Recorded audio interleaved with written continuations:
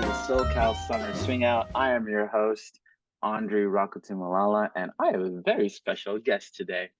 My friend, the lovely, the very, very clean dancer, Cameron Brouck. What's up, buddy? Well, I mean, I was having an okay day, and then you introduced me like that, and now it's a good day. Thanks, Andre. I mean, You how do you do it? I'm not lying, dude. I mean, from when we'll get into this, but like from when you started to like when I watch you now, I remember one time you were dancing. I think it was at Uptown. Everyone had their masks on, right? So I didn't know who you were, and I was like, dude, that guy's fucking clean. And then it turned out to be you. I'm like, oh, of course, of course. All Stop right. it. Oh, stop it.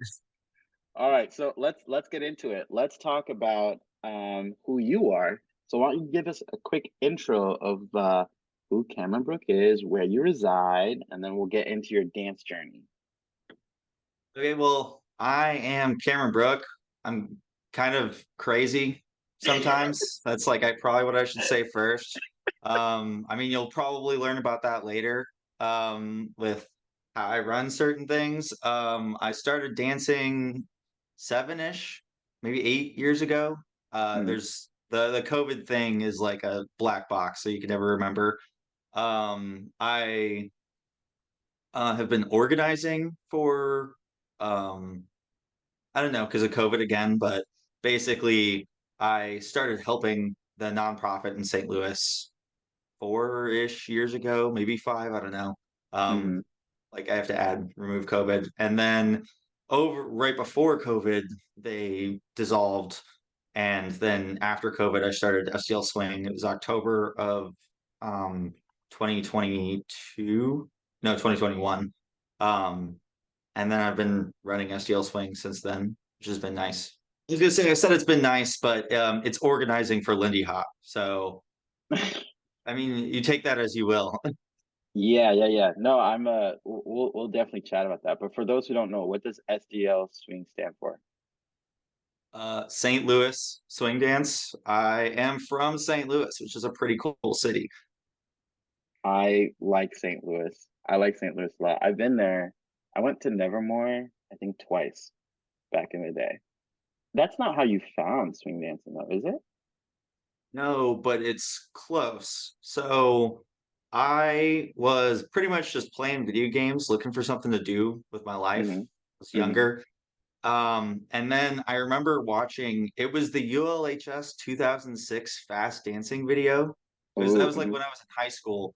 And I remember I was in my room and I was like embarrassed of dancing right because it's like I didn't really know what it was actually like. And I was Uh-huh. trying to do the steps that they did, and then I just gave up and I forgot about it for like 5 years.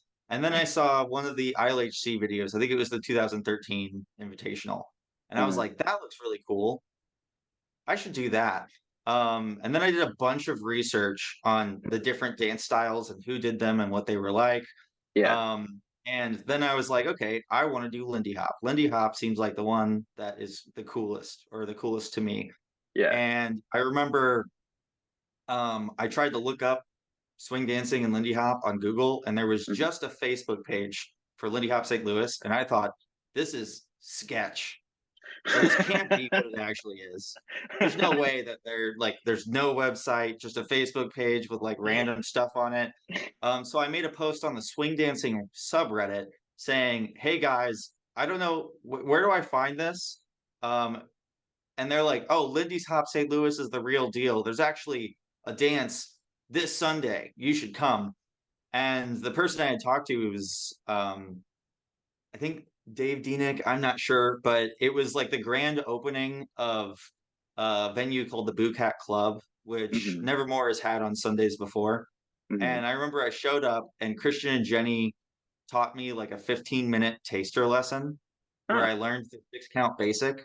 And then I continued to do the 6 count basic for like 3 hours. I stayed there for the whole dance. I Mm. was just stepping back and forth, having a great time.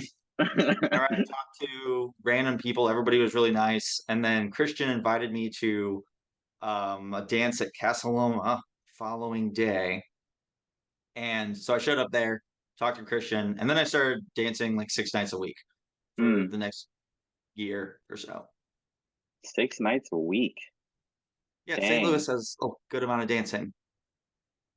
So that's really huge because being in SoCal, we have dancing like 7 nights a week.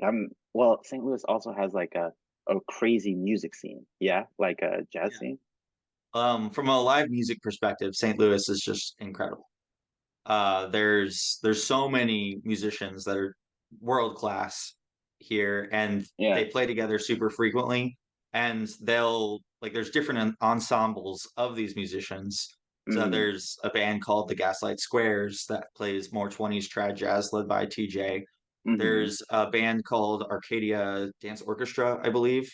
Mm-hmm. It's also very 20s, but when they play, there's TJ will between songs talk a lot about the music that he's describing, and a lot of it is St. Louis music in particular, like music that was played in St. Louis initially, and he'll talk about the history, which is really cool. Mm-hmm. There's Sweetie and the Toothaches, which is a jump blues band. Yeah, Emily. Yeah, Emily. Emily's awesome. They put She's so dope. much. I'm sure I'll talk about them more later. They put a ton of effort into it.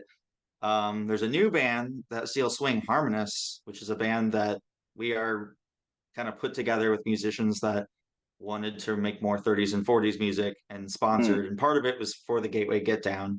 We're like, we're gonna make a band for this event. I mean, it goes beyond the event, but it's yeah. partly investing in St. Louis for more 30s and 40s music, Mm, which their St. Louis historically has more trad. And so yeah. people wanted that, including the musicians. They just needed an excuse to do so. So we're like, whatever, I'll pay you money to play. Heck yeah. I'll just pay you money to play. So you mentioned something there really quickly, which was the Gateway Get Down, right? So that is the event that has $10,000 in prizes, which we'll talk about here in a little bit, right? Because you're heading all that up, and you and I have talked at length about that. But before that, I want a quick rewind. So what year was it that you got that 15-minute taster lesson from Christian and Jenny? 2015, maybe 16. Or No no, way. Wait, I don't know, what was the year of Laughlex? It was that was the 2015. year Laughlex was 2015. Yeah. Then I think it was either really late December or really early January of 2015, or it was late December of 2014 or early January of 2015. I remember Mm, putting it in my calendar, but I can't remember the specific date. Um, yeah, so that was 8 years that ago. yeah, that's crazy to me because that was where we met. So for those listening, and shout out to the people in the Midwest and in Indiana, LaFlex was an event that happened at Purdue University in West Lafayette, Indiana. And it was a fun event. It was just an exchange. And that was where you and I first met and at that point you'd only dancing several months, right? Yeah, it was an interesting experience, Oh, and the come video on, dude. exists No. still. But I remember I showed up, and there were so many events in Indiana. All the Yeah. colleges around there would just have an event, Yeah. and so all the same people would kind of drive to each one. And Hmm. sometimes St. Louis people that were crazy like me and would drive like 4 to 6 hours to these Yeah. random small events. But I remember I got there and there was a competition, mix and match. They needed more leads and they were like, you should do it. And I'm like, I don't even know what I'm doing at all. But when I started, I was like really focused on like actually being able to do things. I was because I did so much research on like Hmm. people Yeah. wanting to feel comfortable, not like the arm leading ideas and all this stuff. So I had someone tell me two things. They said, if you want to get better at mechanics, just do swing outs and tuck turns a lot and also dance with the teachers a bunch. And so Mm. then um, I proceeded to only do tuck turns and swing outs and only dance with the teachers, which I regret now, I Hmm. will say. Hmm. That's like, Uh-huh. I wouldn't recommend that to really anybody. I recommend to everyone to dance with the teachers, especially when you're new, but not Hmm. only the teachers, because it looks a little elitist. Mm. Anyway, so I came into Laughlicks knowing swing outs and tuck turns. And they said you should compete, and I'm like, whatever, okay. And I remember there was a group of people that made finals in every single one of these Indiana college events. It was all the Hmm. same exact people. And they all made finals in that event. And then there was a whole bunch of people like me that had been dancing for like 4 months. Um, and I happened to have better mechanics than the rest of the 4 monthies. Because I only did swing outs and tuck turns. So then Mm, they threw me in. So there was like you and Hillary and Dave, I think, and all like PJ, yeah. all these people that had been dancing for a year and a half to 2 years that are just used to this, and then me. And I was just like, I don't even know what's going on. I remember Hillary told me afterwards, she was like, "Who is this person?" And I looked over and I said, "Yo, so I still don't really know like the music and stuff yet. So like, can you make sure to tell me when I'm supposed to go out there?" And she was just like, her eyes were wide. She's like, "What is happening right now?" Wait, okay, okay, okay. There was an event that required a video for an Mm, audition, yeah. and I did a video, and it was the first time I'd ever videoed myself dancing, Yeah. and I found 65 problems with my swing out. I wrote it down.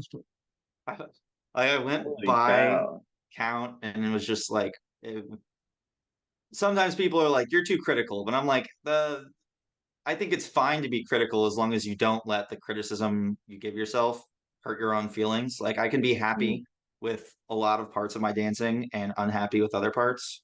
And that doesn't make me unhappy with my dancing in general. It doesn't make me sad. It just makes me want to improve as a person and gives me ways to go about that. Because the creating goals that are based on actionable insights, I think is a lot more useful than being like, I'm going to let's practice. Sometimes I'll find that practice solo, even like if I'm practicing how I would dance with a partner solo, not just practicing solo jazz solo, it yeah. can be more useful than practicing partner practice with a partner. Because sometimes you hang out with somebody and then you're kind of dance for a little bit and then you like talk too much because you don't have a plan. Yeah, yeah. And yeah, so competing is nice. It pushes your dancing forward, I feel like. Dude, 150%. I'm so on board with that. When you talk about the critical thing, that is I know people like that. The benefit is you all work really, really hard. And the fact that you have a plan, right? That's better than just saying, "Oh, I just need to get better." And when you show up to practice with like an agenda, that's what me and my partners do is we come up with like, okay, we want to practice these things. And then we spend that entire time working on that. That really, really helps. If you're listening and wondering what's one of the ways that you can improve your dancing as far as practicing goes, I mean, I think that that's a no-brainer. And it also helps because you and I both work in tech, so we're very process oriented. That is true. Very true. So, okay. Well, that just watching those two videos back to back, like from when you started, which you made, I can see why you made finals. Like you're pretty fucking clean, dude. And then even now, you're even more clean. Like you're, for those who don't know, Cameron's an amazing dancer. Like that video, I'm sure, like, I mean, I still like I watched that video and I was like there's a section in the beginning that I'm like I nailed everything and I really liked that. And then a lot of the stuff I did after I was like, I don't like the decisions that I made. And I was like, I should be bouncing more. I should also be lower with more of a pike posture because I like that aesthetic more. I should yeah, rock step less because there's lots of cool things you can do instead of that. I just go through and I'm like, this, and that. But also, I can look at it and say, I really liked these things that I did. It was fun. yeah, I'll remember watching a video because I remember for my first year dancing, I spent so much time watching videos. It was yeah. inspiring and cool. And every Well, once in a while, I'll be like, there was a video where this happened. It was cool. What was it called? What event was it? And I literally will be like, I don't know at all. I'll go through like a search thing. I'll like, what are all the events that happened that I knew about? Just mm, look them up, try to find them. I spend more time actually, searching for videos now than actually watching them. that's actually a perfect segue because obviously you and I have grown a lot since those videos in terms of dancing as well as people. to the point now where we like are traveling to a bunch of other events, right? Yeah. Dude, hanging out with you in January after at the on New Year's Eve at Lindy Mhm. Focus, dude, peak quality time moment, man. You're just making me feel so good. This is you should market your podcast as like, yeah, for 40 to 60 minutes, I'm just gonna make you feel great about yourself. I mean, I'm not lying, dude. It was really a good time. And that's where we were actually talking about this event that you started working on, right? Yeah. Yeah. So, if you could give like a really like 2 second snapshot of what Get Down is, let the people know. Let's Sounds good. go. Michael Gamble leading three different ensembles of musicians, the headliner being a 13-piece band, $10,000 in prizes, a total of 10 hours of music from Michael, and a total of 20 hours of music over the course of the 5 days we're doing this. Casa Loma Ballroom, the same venue that Nevermore always used. Felipe, Christian, Natalia, Aaron, and Ty. And then I might announce a few more teachers soon because when we talked about it in January, I remember the plan was April. Yeah. Yeah. And the event was actually smaller than the plan itself. We had one venue that we had a place for everybody to stay right next to it. So everything, all the classes, all the events. And the venue was okay. It's the venue we use for our weekly dances. It's got an okay floor, but we would have probably had to cap people at maybe like 160 people total. Yeah. Hmm. Um, and basically that venue broke contract, and I had a backup venue, like multiple backup venues for these times. And the backup venue couldn't do it. Some of Mm. the other ones could. And then we maybe could have made it work in April, but every single dance and class would have been at a different venue. And from the perspective of the musicians, like I'm talking to Michael about 2 hour sound checks, that would be horrible Yeah. for having the musicians play. I mean, we're renting like you rent a grand piano, you rent all this equipment, carrying that to every single different place is just a nightmare. The Mm. event would totally suffer as a result. There's so many things that go into organizing an event that aren't just I have these people and they're going to be there, but architecting the entire schedule based around making sure that the staff members, the musicians and the artists and the teachers are all actually having a good time. Because if they're Yeah. not, then their classes are for sure going to suffer. The music's going to suffer.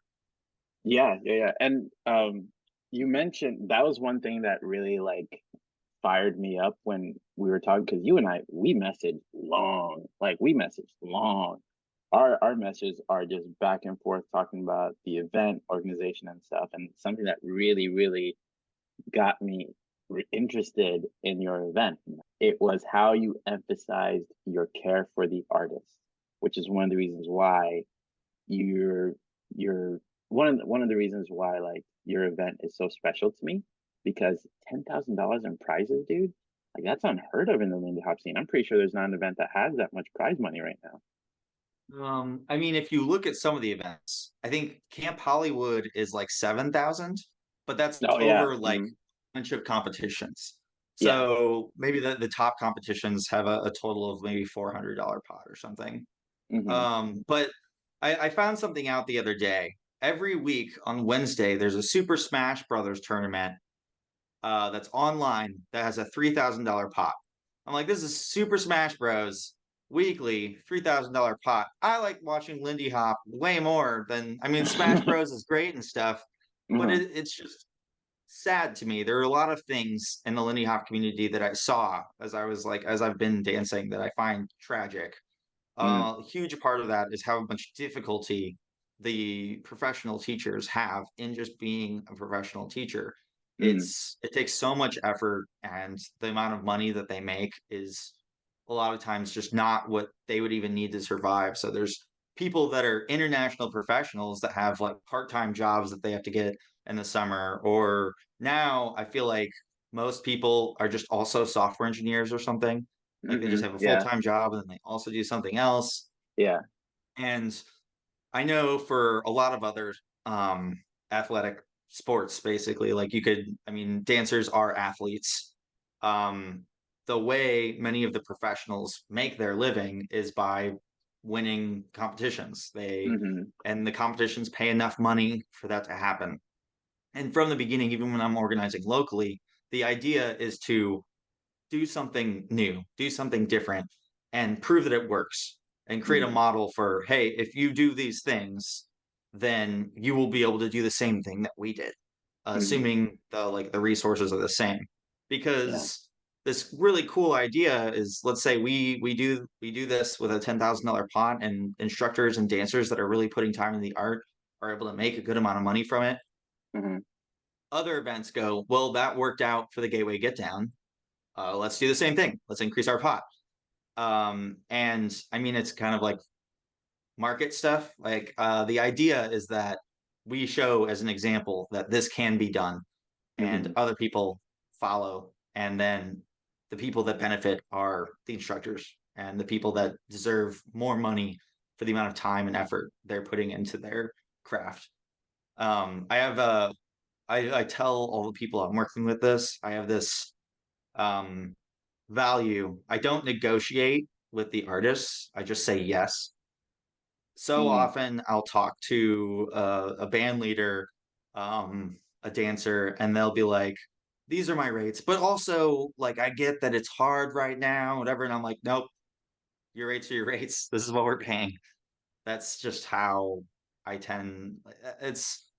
I feel like if you are unable to purchase a thing, like to pay the artist, then it just shouldn't happen. And I know that there are times where I found that I also had, I was so hardcore in this when I started that when people offered to volunteer or to do anything just out of like they wanted to, I would straight up say no.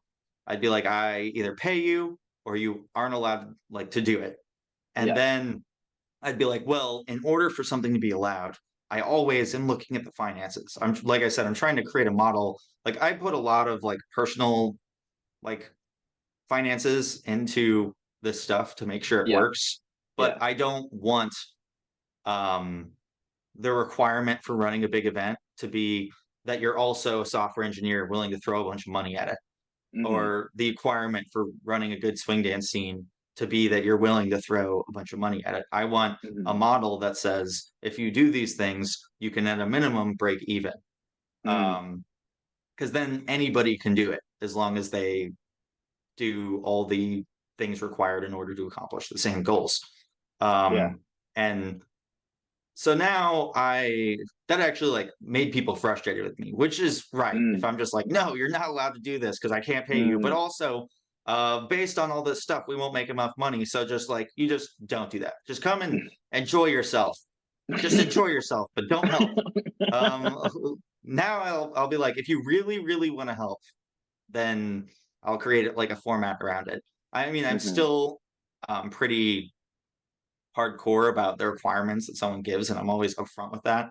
So if Hmm. someone, let's say they're like, I want to help out, I want to do marketing.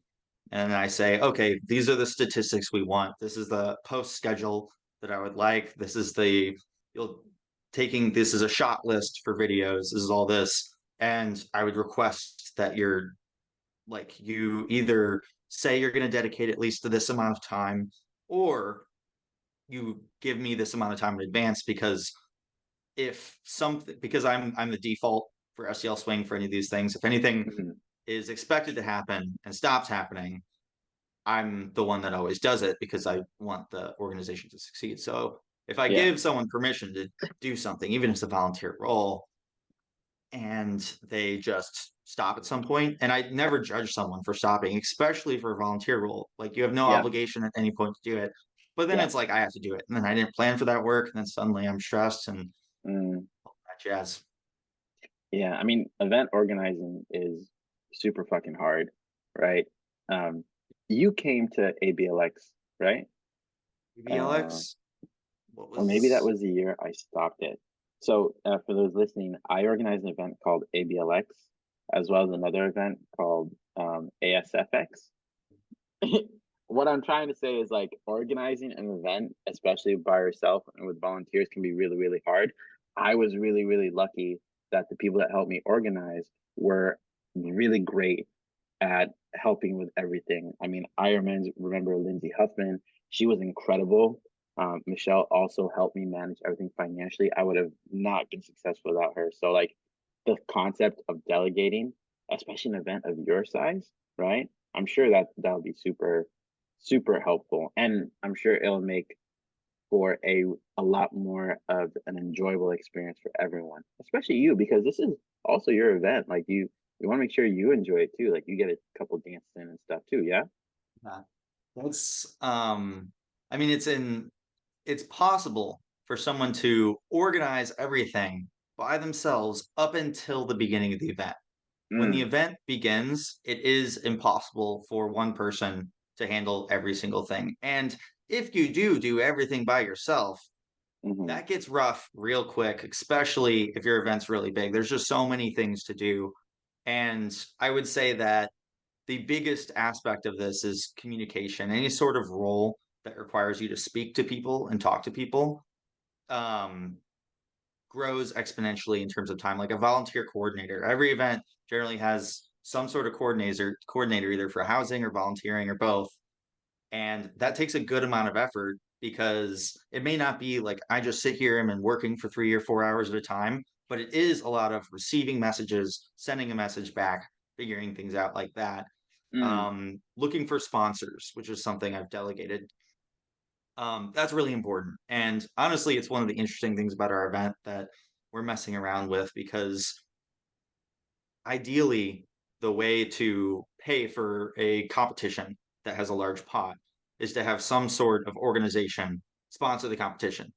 mm-hmm, Um, and that would make it to where, assuming an event, any given event, could promise X amount of views or X amount of whatever, um, then random organization would sponsor it. And for a lot of these companies that are willing to sponsor things like that, 5K is trivial. mm, They'll throw it at it. Like big organizations just waste so much money. And I mean, I wouldn't say it's a waste. There's also things that are dependent on whether you're LLC or a 501c3. mm-hmm, When someone donates money as a sponsorship to a 501c3, it's tax deductible and it makes them feel better about themselves mm, because 501c3s sound better. LLCs often have way simpler taxes, especially when you're working as an individual. mm-hmm. Um, but if people are donating money to them, they're like, I mean, it's still technically a cost because if I were to take STL Swing's money and give 3,000 of it to another organization, I would say it was a marketing cost because I'm paying for a sponsorship for marketing. So I guess it's Yeah, still technically tax deductible, even if you are an LLC, but it depends on how they do their taxes. Um, yeah, but the ideal is eventually to have a way for um, any given event can have a video of their competition that gets enough views that mm-hmm, a there are companies that are like, this is a thing that people watch.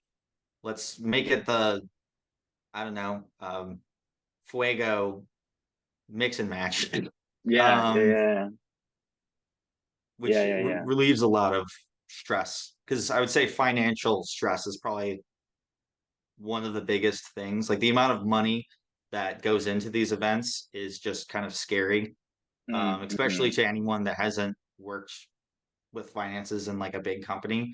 yeah, And there's an interesting thing. I know I've talked to you about this.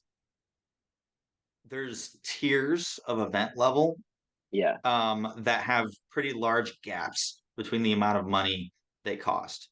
yeah, Because let's say I want to do, I don't know, a 1 or 2 day workshop, and I've yeah. got local instructors, and maybe we say there are Of tiers for how events. big your event's going to be, and it's based on like what's required in order to break even. Mm-hmm, So if I want to do a workshop that's mostly local or even slightly regional, then I can get maybe a pair of instructors that are somewhere in the region. mm-hmm, Instructor minimums usually are 1,500 or so. Nowadays, it's like a 8 hours for 150 an hour. And Hmm. then if they're regional, you pay for gas. Depending on the instructor and their contract, they'll often ask for housing and food. And um, housing can mean a hotel. That's usually what any given person would prefer is their own entire space. Um, Usually only the largest events actually do that. And sometimes instructors or musicians are like, I don't care. Like, as long as it's nice, then it's fine. Yeah. Um, but you need a venue. And depending on your city, um, you can get like an okay venue. Usually it's like you're making sacrifices on your floor or the size of Mm. the venue. Yeah. But maybe let's say you spend for 1 or 2 nights a pretty cheap amount, like 3 or 4K Mm. altogether. And so you can have this regional workshop, and then for maybe under $10,000. Like if you start thinking about audio and travel, and I mean, if you have teachers that live in your scene, and it could be even easier or cost even under, and especially like St. Louis has some really cheap venues. You could do like a really quick day-long workshop for under $3,000. We're doing one on Sunday. Like Nathan Mm. View's in town, and for Aaron's thesis, and I'm like, "Yo, you guys want to teach a mini workshop?" He's like, "Yeah, sure." And I'm like, "Cool." And it's like under 3K, and where Aaron's finishing her thesis, so she's performing it tomorrow, which is really cool. Christian's in it too. They have like an 8-minute piece. It's going to be really awesome. But anyway, Nathan was in town to see it, and I basically just said I'll pay for the venue, and then all the proceeds for people's ticket costs, you guys can just pocket it because I mean that's kind of a gift. Aaron's been pretty stressed with this. Mm. I mean it's a big deal, and having to organize all of it is a lot. Yeah. So nice thing to do, Yeah. and also doing nice things for professional Lindy hoppers. I feel like has helped me a lot, just in terms of being able to communicate to important people in the community. Hmm. Because if you, let's say I message some international instructor, they have no idea who I am, and Hmm. they're probably not going to respond. Mm. They might ignore it or they might respond in like 6 months. That's happened before. Hmm. But if someone that international instructor is really good friends with says, yo, Cameron's awesome and he's really cool and he's done these things and you should Hmm. talk to him. And then I message them, they'll respond right away and we can have a really good conversation. Right. Um, that is to say, I'm not doing nice things for instructors just to get some benefit. I Right. feel Right. like Right. I like the idea of supporting artists. Yeah. Which is It's Yeah, which is why your entire event is centered around making sure to pay instructors like well and not like try to nickel and dime them, as well as the band. Like you're not doing this out of like, oh, I want to network or play the game, like the game that some people play where they're only friends with some instructors or big name people in order to climb the ladder, right? You're doing it because you care about the music, you care about the instructors. Ultimately, you care about this dance and this scene, yeah. right? I mean, Which I is don't why want you do this. yeah, I want Lindy Hop to continue. And there is a lot less of the big events than there were like 3 or 4 years ago. And when I Mm-hmm. say big events, I mean I was talking about the tiers. There's regional, and what I was gonna say is like after that $10,000 cap, you can't just be like, oh, we're gonna have it be a little bit bigger than that, and we'll spend 15,000. Everything pretty much falls apart when you break that and you have to jump immediately to 40 to 60,000 because if you want to make it larger regional or national, you got to get a much more like a more established band, maybe not local Mm-hmm. musicians, and you have to actually pay them. And Yeah. maybe you need to get you need to have 2 days of workshops with maybe like 2 levels or something. So you get 4 pairs of instructors. And then you could have just had your local teachers that nobody knows about, and everybody in your scene basically has already had classes from Teach, but you decide to get like two like professional instructors too, and then you go, oh, okay, so I got maybe it's like you're going smaller, maybe a 6 piece band or something, and we're paying for all their travel, and I got 4 instructors, and okay, I need at least 100 people. now to break even at this ticket price. Mhm. Well, the cheap ass venue that we would have got before um, isn't good enough anymore. It can't even meet that capacity. It'll suck. So you got to buy a bigger venue. And then you're like, okay, well, if people come to this and I want to make it even bigger in the future, I got to make sure they have a good time. So the venue's got to Mhm. have a nice floor. It's got to have space. Ideally, you have solid lighting and you have solid a stage for them and all this stuff. I mean, some of that is like it's fine. You can fix the ambiance of places with certain techniques, but um, pretty much once you realize you need to get above a certain amount of people, you then Mhm. need to increase the value of your event so that the ticket price is actually worth it and people aren't like, what is this? You Yeah. need to add things so that there are names like associated with your event that Mhm. people know about, and especially if it's a first time event, because the first time event is all about trust. Right. The fact is that in order for people to pay a ticket price equivalent to like Lindy Fest or whatever, they have to trust that the event's going to be good. And if you just do things that are smaller, they'll go like, oh, that's just a regional event. Yeah. So, and St. Louis is interesting in that we're in the middle of the US, which is Mhm. cool. So Mhm. people in LA don't have to fly all the way to New York Mhm. and vice versa. But the closest scene to us is 4 hours away.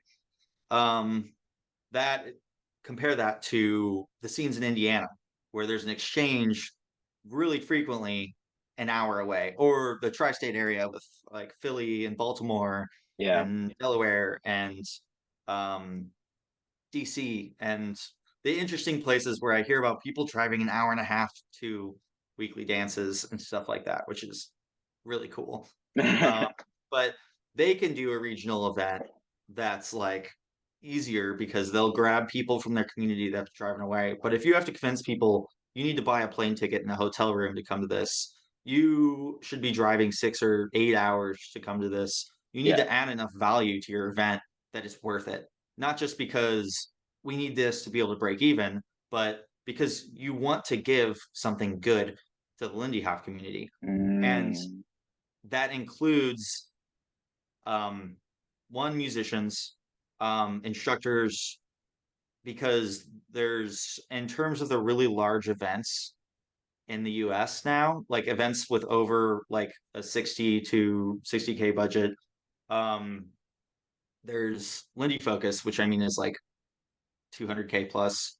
Yeah. Um, Lindy Fest, which is breaking like 100K most likely. Lindy on the Rocks, I think, is above. I'm pretty sure it's above 60K. I don't know Uptown Swinghouse, but I would imagine it's like around the same area. Camp Hollywood, which I think is the biggest, probably like 250 plus. Mm. Our event, which is like around 70 now, kind of keeps going up. To be honest, it was 50, and then it was 60, and then it was 70. And it's like, okay, well, it's life. And then um, in terms of Lindy Hop events, I can't think of that much more than that. Like, Yeah. or yeah, maybe DCLX. Mm. Um, I don't know how much. Like, I don't know what deals they have with their business, whatever. But it's like there aren't that many events that are putting this much money into it, and it's hard to support some of the musicians, the instructors that need that level of support to continue Mhm. without that happening. So if it only happens 6 times a year, then instructors inevitably are going to need a different job. Like they won't be able to make enough money. And I know Right. instructors that basically the decision they make is I'm going to travel every single weekend. And I mean, somebody will offer me this event and they'll be like, okay, my minimum is 8 hours.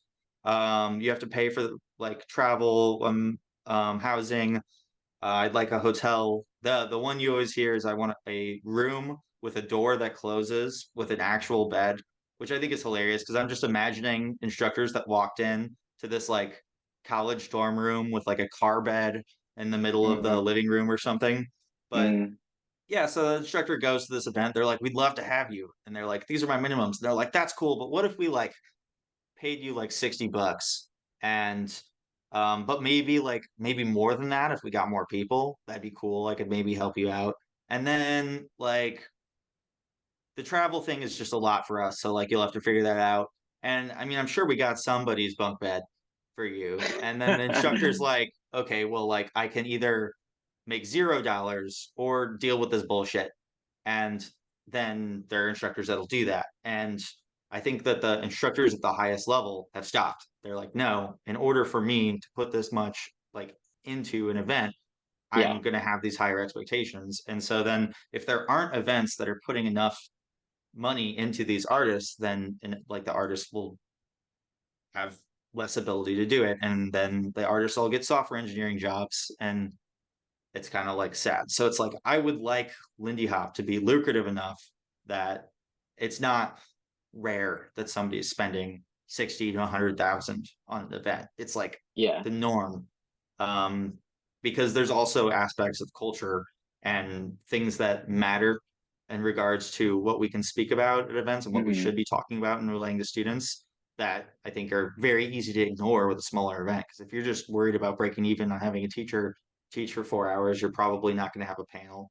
You're probably not going to be able to do that much to invite um, people from your community or who might not be able to afford it to come. Like there's all these things that if your event succeeds financially, if your event is large enough, you can do that all benefit the community. But it does kind of all come back to the fact that you need to spend a bunch of money.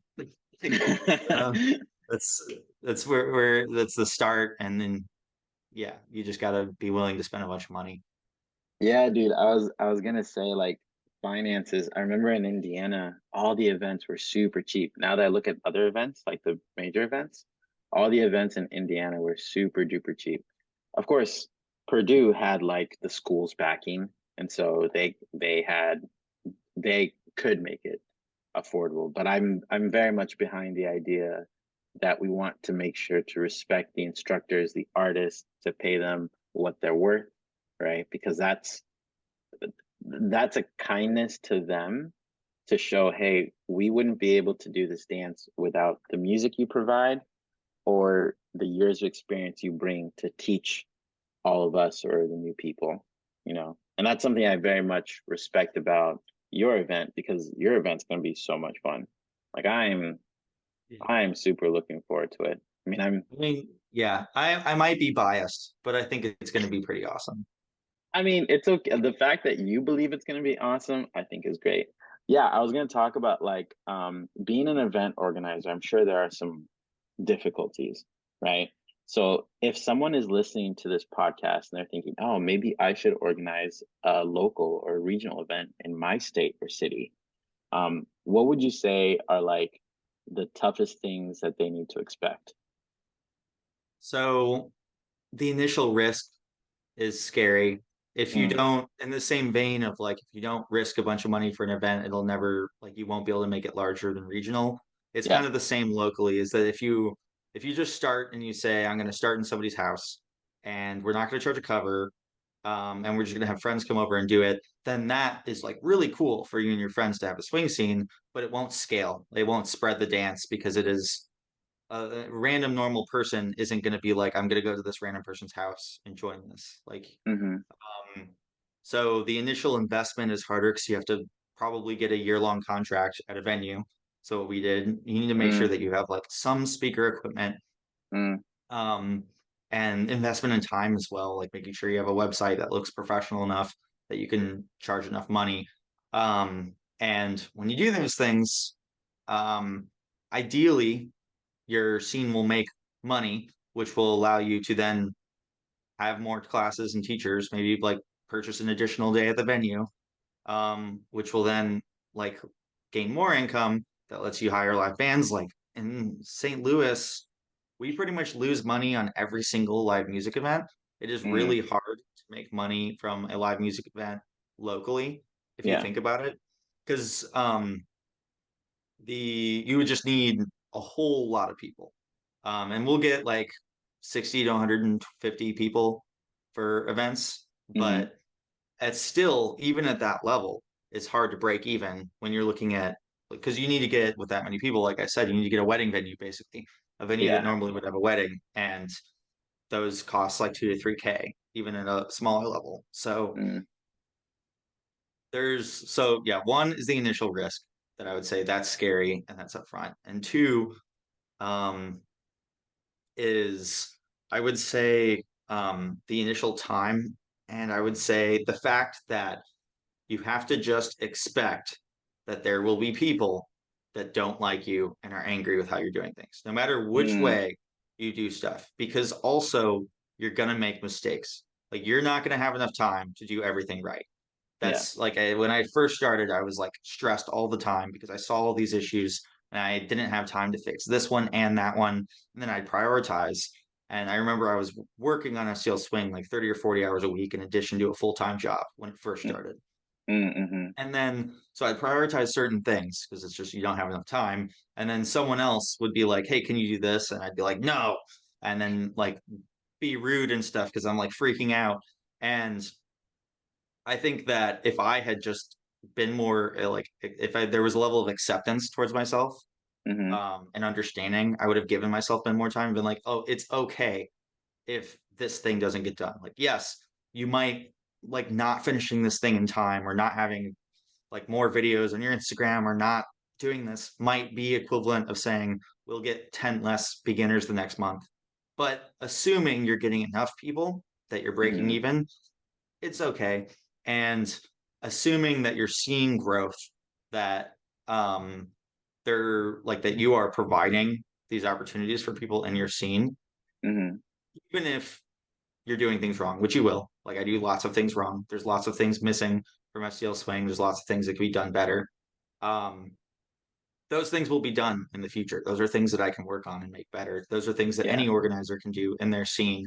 And their willingness to do so without getting completely burnt out, which is easy when it seems like the only people that really understand are other organizers. Anybody that's just Mm-hmm. a consumer of the scene, generally, they don't realize kind of what we have to go through. And the Mm, most stressful thing is usually feedback, like, or not feedback. I'd say feedback that is given to you, but it's not told to you. It's told to other people. So you hear about it secondhand because somebody was basically just complaining about you. That's going to mm-hmm. happen. That's like Mm-hmm. people will be mad about something. And I mean, nobody likes it when they hear about people shit talking them. But in Yeah. reality, we all care about dance and we go to dances and we have opinions. Everybody's going to have opinions. And Mm-hmm. then if they were frustrated by something, we talk to our friends about our frustrations. Yeah. So I try not to get too angry or judge too hard all these people. Or, I mean, there's not that many, but like there are always people that are going to be frustrated in an event. There's always a Right. mistake that's going to be made. And I try to just look at it as like, well, I could do better. Like, how do I Mm, make it to where that thing doesn't happen again? Instead of being like, oh, screw that person, like, don't mm-hmm. they get it? I'm putting all this work into it. And Mm-hmm. I would say that when I started, my mentality wasn't as forgiving as that. Like I'd just be like, Mm-hmm. you realize Mm-hmm. I spent 40 hours last week and you're telling me to do more? Like just give me some slack. But now it's more like, oh, this might have been why that didn't happen. I realize that that was a mistake. Don't worry, I'm working on it. Yeah, yeah, yeah. And not like trying to um I don't know. I will. Well, I do know. No matter what happens, there's probably, if you're an organizer, going to be people that just fucking hate you. Like to Mm, put it bluntly, yeah. Mm-hmm. someone like other people are going to say they could do it better. Other people are going to be mad. That's just how it is. And Mm-hmm. I think that what I've found is that if you're really trying to give to the community and if you're trying to make something successful, Mm-hmm.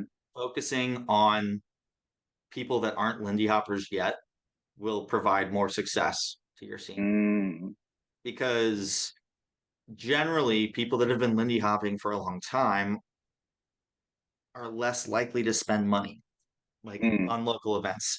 They there's always the thing, everybody talks about this, we don't dance with beginners enough.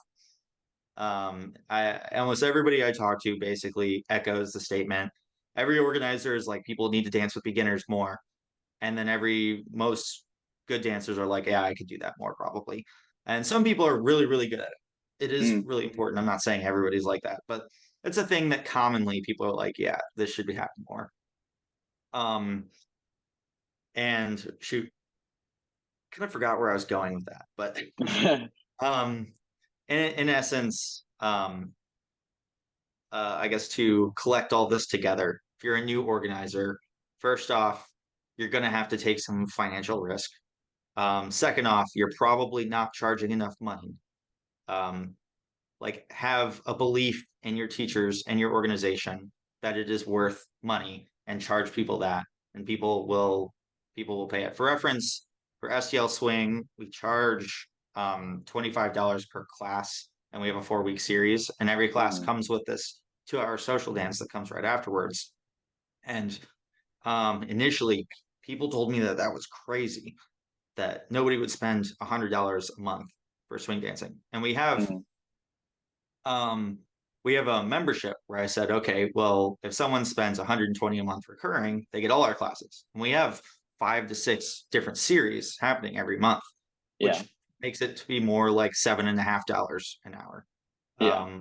Some members take advantage of that, but that's a good amount compared to a lot of other scenes. Yeah. $120 a month is crazy. I mean, I know some scenes that have a membership that's like 120 per year. But without that, we wouldn't be able to afford to pay the musicians in St. Louis. There's so many Right. musicians in St. Louis. We want more, like, and I want even more live music. And we basically fund it with the classes. Classes make money. Classes are great, even for events. Music is expensive and hard because the band's expensive and the ticket is like $20 and you're paying them for 3 hours of work. And for like in a local event, maybe you're 20, maybe 25, 10 or 15 is common too. So you need a whole bunch of people to pay for sometimes 6 to 13 people Mm. for 3 hours plus time for a given set. That equals a good amount of money usually, depending on the like local rate. Um, versus an instructor pair where if you're paying like locally, if you're paying $50 an hour for an instructors, that's pretty good, I would say, for like local weekly events. Yeah. um that's $400 a month. And if you charge $100 for a student, then you need um 8 students to break even on that class. Hmm. It really is pretty dang easy to make money on a beginner class because everybody loves swing dancing that hasn't done it yet. Yeah. So it takes minimal amount of effort to teach. Well, depending on how much time you decide to put into it. If I'm teaching a class that like I'm really trying to architect a plan, I'll spend Hmm. hours throughout the week planning each class, especially if I Yeah. know the experience level of my students. Um, but a newcomer class, if I know who I'm teaching with and I've taught with them before, then it's significantly easier from a planning perspective. It's more about how you're reacting to the students in the class and how much energy you're providing. Right. So if I get a venue for 1 hour a week, pretty cheap, not that bad. Especially if it's like a Wednesday, because these wedding venues aren't being used on Wednesdays. Hmm. So they're usually cheaper. Excuse me. All right. And then I just make a website that looks pretty okay. And then I like charge $100 for it. And then I run like 1,500 bucks in ads. Just say starting swing glass, show up. Then you can probably, depending on how much you're paying your on the venue, make like $1,000 to $2,000 of profit a month and just pocket it if you really wanted to. It's I mean, it takes some effort to put it up, but you bring in your crappy Bluetooth speaker, and like just go for it. But that doesn't grow a scene. That's Mm. the Hmm. problem. Is just really you can I mean 1 to 2 thousand extra isn't like enough to make a living on. It's like, I mean, you could consider it side income, but what grows a scene is social dancing. It's a social Hmm. dance, Yeah. and social dancing doesn't make money. So you use classes to make enough money to have more social dances. I mean, it's if you hire a DJ for like 50 bucks for 2 hours and charge a $10 cover, then you can make money off that. Um, Hmm. in St. Louis, that's harder because we have so much live music. So like, why would anyone pay for a DJ night? if they can go to live music for like free on another day. Yeah. Um, but there are other events where it's like they just don't have access to live music, so DJing is what you got. Yeah. And then you can make profit off of dance, but it depends on the venue. Because if you're paying 500 a night on a Wednesday, that's like a good amount. Um, and because yeah, if your hour long costs, let's say you spend $100 an hour for the venue, which is like reasonably cheap, so that's 400 a month. But you want a 2 hour dance after, your cost just tripled. But Yeah. during that dance, um, you're like every student now, instead of paying 25 an hour, if it's a $20 cover even, they're paying 10 an hour. And so you need way more people. I don't know, that's pretty much how it goes. Is that you teach beginner classes so that you can push people towards the dance because we care about it. Hmm. And you teach intermediate plus level classes so that, one, we're moving forward the dance to give people that are investing more time into it like more to learn. Those also tend to lose money, to be honest. Like at a, but the I mean, Lindy Hop loses a lot of money. Like, Yeah. but you can make it work. Um, Yeah. that's why I say like make sure you charge enough money. That's basically Right. like you say what are my costs? How many people do I think will show up? And then you divide that and figure out how much money you should charge. Um, and then well, I would add 1 to 2K on top of that and then divide it so that you can, because ideally, you as an organizer will make money. Like, and then you can choose to immediately put that money back into the scene, like Hmm. buy better speakers, buy a camera, buy nicer lights, have another day at the venue and have a class. Like, there's lots of things you can do. But um, if organizers aren't also succeeding in this way financially, then organizers will stop organizing, which lots of them have. Burnt Like out. lots Yeah. of events are changing hands, lots of events aren't happening anymore because you basically spend 6 months to a year planning this and talking about it and getting people to come. And then you either like lose money or like make like $1,000 or something. And then you put that right back in the event next year. And then everybody's mad at you. And like half the people are unhappy, and the other half are like, it's great. And you get this nice high of like, after the event, maybe people make some Facebook posts and say you're good. But then you hear about these other people trashing you. And then so you're just stressed and unhappy. And you're like, I made no money. I did a bunch of work. People were mad at me. You know what? Fuck this. So ideally, um, organizers, let's see, I guess that's the last thing from your question that you asked like 20 minutes ago. Um, Organizers, try to pay yourself, like, or at least make enough money that that you have extra that you can decide to grow the scene. Yeah. Because then it's no different than like, I don't know, buying a PS5. Like if you enjoy it and you want to spend $500 on a PS5, you go for it. But if you also enjoy dancing, and so you spend $500 on like a better speaker or something, or a better mixer, or I mean $500 isn't really enough, but $1,000. Let's say 1,000. You Yeah. spend 1,000 on like a 6 piece or a 4 piece band, so that you can have a music night. Then like you're spending money on your hobby that you enjoy. So, Yeah. um, and then everyone else benefits too because they get live music. Dude, there is so much that goes on behind the scenes for an event. And like you walking through that, I'm sure all the financial nerds are like, oh, dude, I never knew that about that event or all of that. But with about like 10 minutes left to wrap up, let's actually talk about the events you're planning to go to. So I know you have a lot planned. Where are you going for the rest of the year? So, I know I'll be at Camp Hollywood. I know I'm Woot either going to woot. be at Camp Jitterbug or ILHC, and I'm Mm-hmm. on the fence still, to be honest. Yeah. Um, yeah, I haven't decided that. I'll be at Uptown Swing Out, which is Mm-hmm. the weekend before ILHC. Mm-hmm. Um, then I might from Uptown Swing Out just fly over to your place, SoCal, hang out for a week before Camp Hollywood. Hell yeah. I'm trying to Um, get you to come out so you can see what the local dance is like yeah. here. So yeah, I can be like, oh, I could do a better job. No. No, I'm giving you shit, but and then either Lindy Focus or Snowball. I've never been to Europe, and but I know that Lindy Focus, I think, will be announcing some things soon that I think like show a lot of growth in the organization and might like because I know there are a few people, a good few people that were frustrated with some of the things that happened Mm, last year, and I think that a lot of trust will be built in the organization in the next few months um, from nice. like organizer things. So um, yeah, I guess, and DCLX, of course. I don't know why I keep forgetting about that one, but yeah.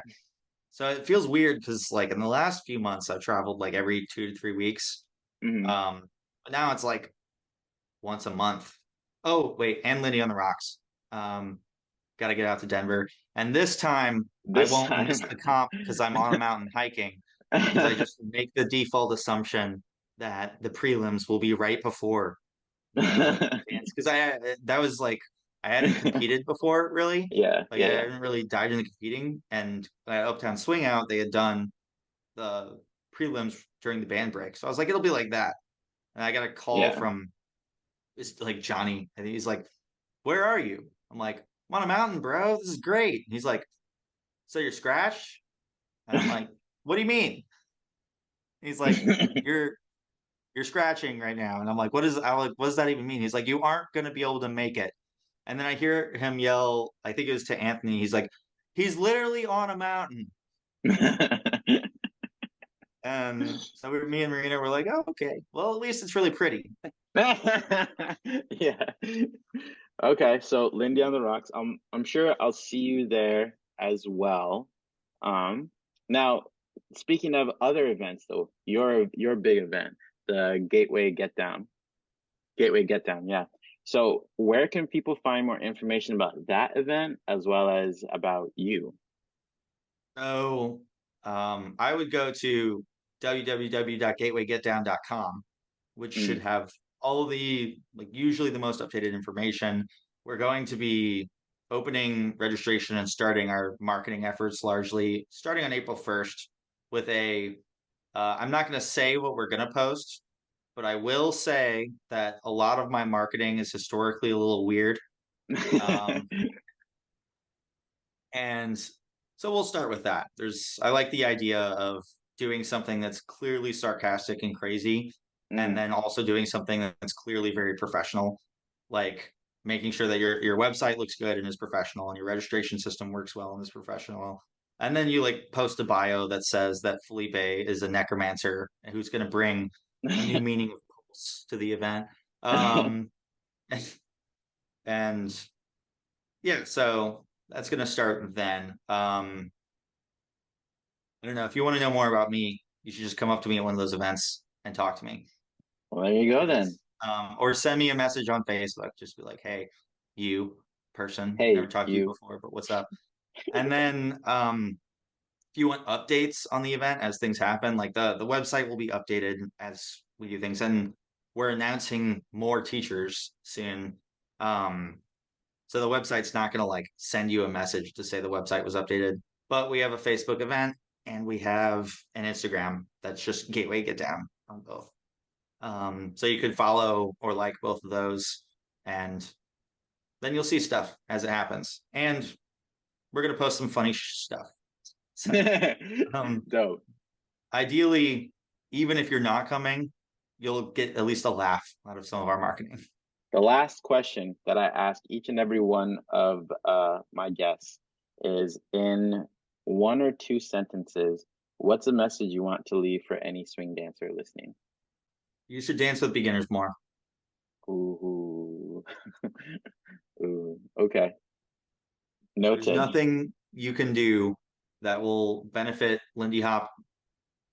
as Lindy Hop's growth in terms of the amount of people joining it. That's more effective than dancing with beginners and being actual friends with those people. They will come back because they remembered that dance with you because like that good dancer danced with them once and they had an awesome time and they'll bring their friends too. And suddenly you'll notice that your scene requires a lot less work because so many people just want to go that they show up Mm, to your events. yeah.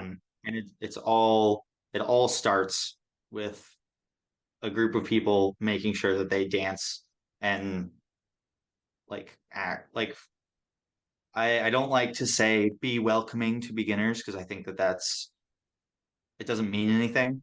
Um, like being welcoming is loaded with lots of different things you could do because I could just say be welcoming, smile, just stand in a corner and smile. Like technically, is more welcoming than standing in a corner and not smiling. But Yeah. yeah, everyone should dance with beginners in their local scene more. Even if you just at the very beginning of the dance, look at where ideally your dance, there's an intro lesson that goes right into a social dance. Look Hmm. for the people there and just dance with two of them. Like I know a lot of people don't do it at all. And I understand that.